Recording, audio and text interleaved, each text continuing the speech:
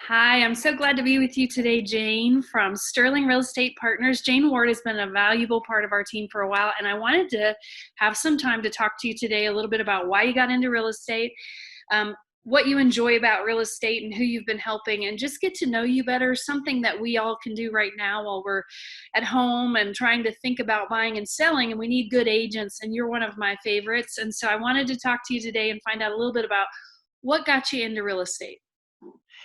Well, I got into real estate completely by accident. I met a friend, a new friend in Arizona who owned a real estate brokerage in Northern California. And he said, why don't you move up to near us in Northern California and I will teach you the real estate business. And I said, I have no idea. I was so young then, I'd never owned a home. I didn't know what in the world I was doing. And he said, and I said, so I don't know why. And he said, because you have the personality for it, I will teach you. And then I will lead you through ups and downs and all of that go along with any business. And so he did teach me. And that's why I'm here 35 plus years later, Jolene. How did I do it? Amazing. Well, good agents, no, and I would say that great agents are hard to find. So, what is one of the things that you find most valuable in your experience that you use day in, day out when you're selling real estate? I believe that it is my ability to listen to what people really want and then discover some things by listening as to what they don't want. And so oftentimes they're not so willing to talk about the don't wants, because oftentimes if it's a couple, a husband, wife, one hasn't told the other what's important to them. So we find that out in talking with them. I think it's important in any business, but this is a really exciting yet terrifying time for a lot of people to buy a home because they don't know what's ahead of them. So I like to respond to all their calls and concerns quickly. I like to keep them informed as to the process, what to expect, and make that transaction as pleasant as I possibly can. I would like that. So I'm sure the clients buying and selling would like that as well. And so, of course, we always need to know the market and where they're coming from. I've lived from the west to east in this country, so I'm familiar with a lot of markets, what life was like where they were. And then know areas of interest here, know the law, know the do-nots and the how-tos. And I think that if we can respond and take care of everyone as kindly and thoughtfully and in our system, it'll be good. It's good for them. And that's what works. That is good information. And I think that people don't realize as real estate agents, we might be relationship counseling in one situation. Sometimes we have to do a little bit of guiding in the finance department where we're not giving financial advice, but we can kind of guide the purchase price. And you have a lot of years of experience, but you've also seen a lot of markets in Northern California. That's a market that saw a real estate maturation and an explosion in price. So you probably have a really great view of what it looks like in Western North Carolina. And you've worked all over the area, but you live in Hendersonville specifically. Tell me a little bit about the Hendersonville market. Well, I just think it's thriving, and it's I've always think it's thriving though, because this is such a popular place for people to want to call their last home, their retirement home, and that sort of thing. And so they look forward to being here and being helped along the way. So to me, it has always been thriving. Perhaps it hasn't for some, but I think it is, and I think our market will continue that way. I want to get back to real estate, but I want to ask you a quick question. What's one of your favorite restaurants in Hendersonville? Maybe something to see in Hendersonville that people may not know about that you also enjoy. I love Never Blue. It's always consistently good. Pasteros is wonderful. Fantastic. And I know there are some that I'm missing, but if someone comes to town and they want to eat somewhere, they like to walk Main Street, I suggest Never Blue, and they're never disappointed. That's great. Yeah. Never Yeah. disappointed. Yeah. So when you're working through a deal and things get a little tricky, how have you found, I mean, I know you're a great listener and your clients are always talking about your attention to detail. What do you feel like has become one of your guideposts for doing good business? So the most recent example is of a wonderful couple who's currently living in Pennsylvania, the Pittsburgh area, and they wanted to live here. So they were very thrilled about a home whereby there were no bedrooms on the main floor. And one of the husband is beyond age 70. So I felt that it was important to highlight to them that as they get older, they may not like climbing those stairs up to the bedroom when they're 80, they're 85 and 90. So would they consider perhaps finding a home that's on a bedroom on main floor at least, easy for them to get to live, much easier for living. And they resisted it. They were just loving this house. It turns out that they ultimately decided for other reasons that they couldn't buy it. And so that's why I think it's just my job not to always give people all the information about the house, whether or not I like it. Mm-hmm. And it's not up to me. It's not the house that I'm buying. But as my friend, who is a client back in 2007, says about me, I didn't think about this, but here's what he says. Jane doesn't sell anything to you. She helps you find the home that you want to buy. Oh, I love that. And that is so critical.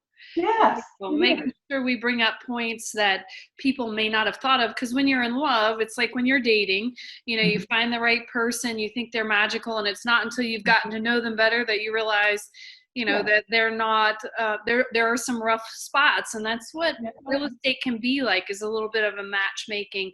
Now, you just sold and were co-brokering on a fairly large property, Sweet Biscuit. Tell me Yes. a little bit about what that was like selling, and just I know you don't just dabble in the real estate market. I mean, dabble, you work hard in the real estate market, but you also work a little bit commercially. So tell us about that sale. That was pretty cool. Yes, it was cool, and the owners are most cool.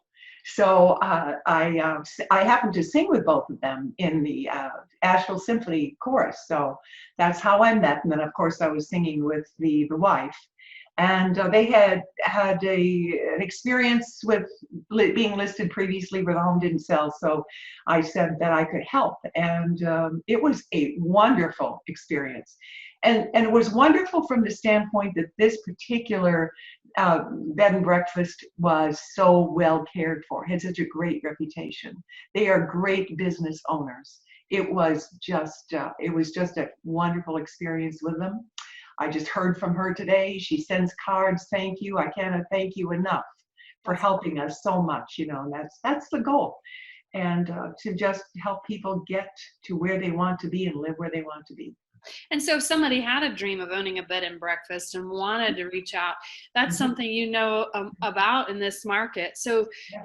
I think sometimes people think we're limited to single family residential, or we're only Hendersonville, or, and you've covered, all of Western North Carolina, and can help with things bigger than just a single family home. Yes. But also, what do you feel like is what was important when you bought your home, and what do you help people think about when they're buying their homes? So how about this? I'll tell you what I believe was important when I sold my home before the one that I'm in now. In the one that I'm in now, I purchased in 2018, and my former client sold it to me. He wanted to sell it, and he called me to sell it, and I said, how about if you let me buy it? And that's how that worked out.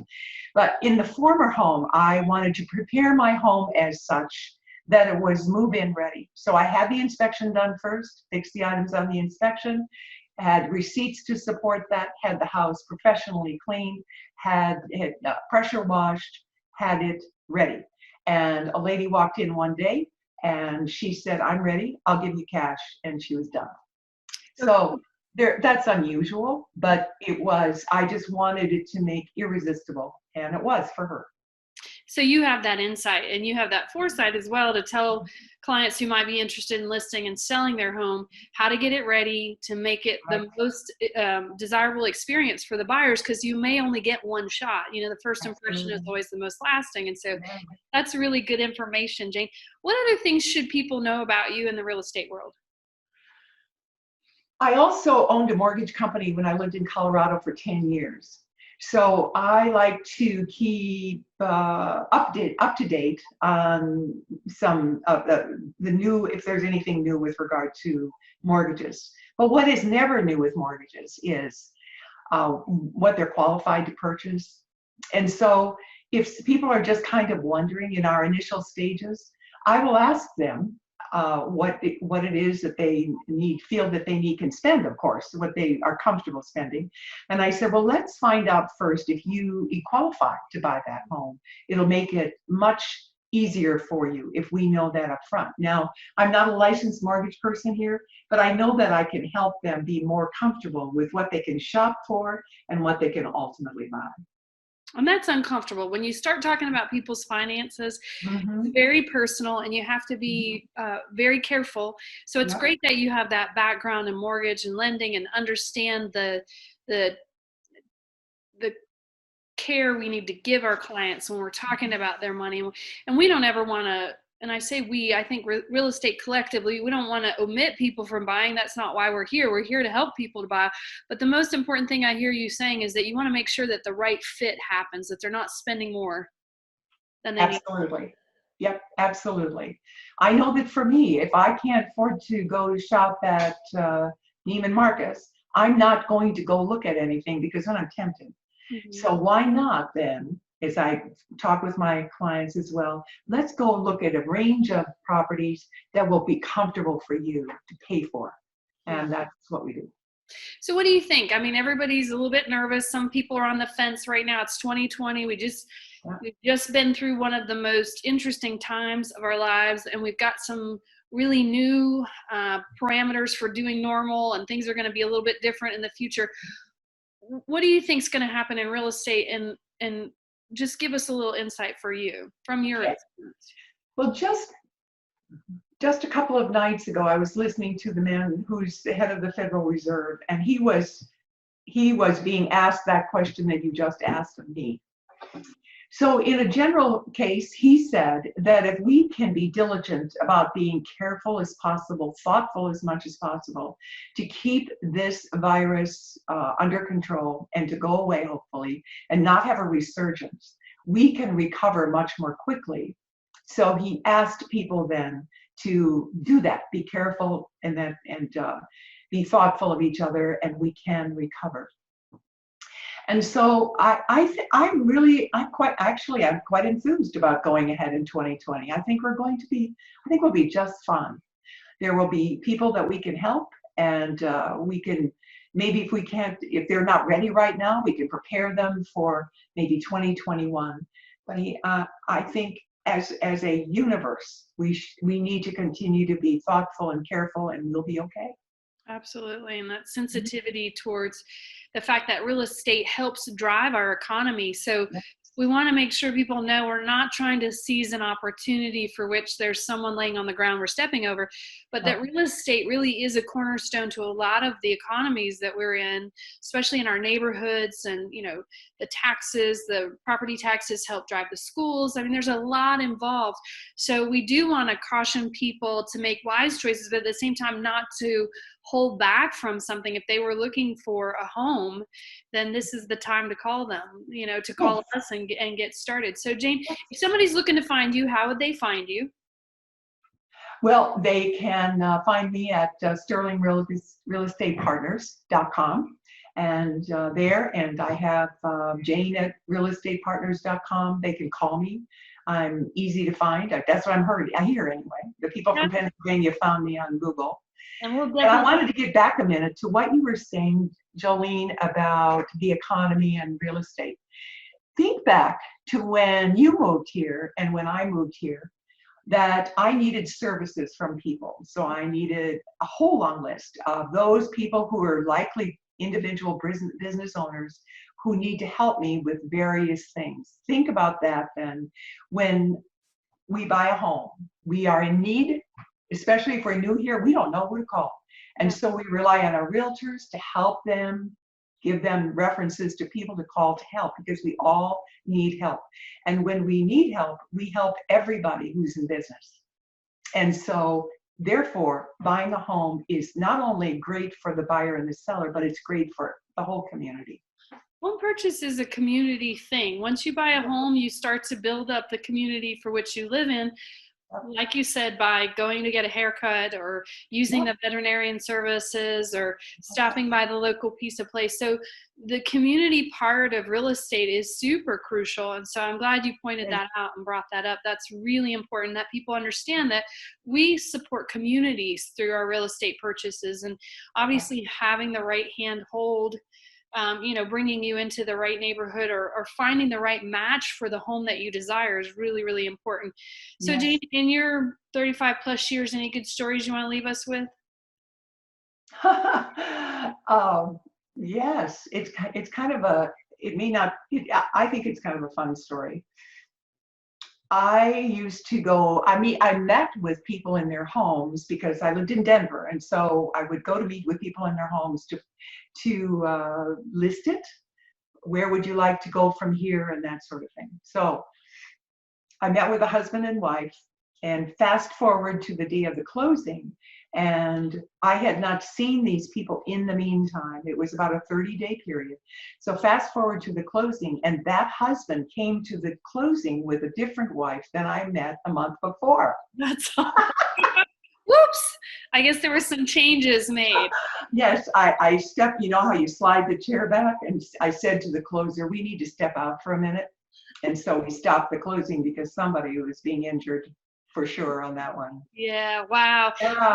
And we have to put you through some very carefully, interesting spots that we're in. Yes. Let me ask you a quick question, because I think sometimes people think we're all business and we don't really, we only answer the phone and show property. You did something about singing. How long have you been singing? And tell us how, where you're at as far as singing goes. And oh, well, I'm missing it now, of course, because we have no rehearsals anywhere. So I listen to my music every day at home.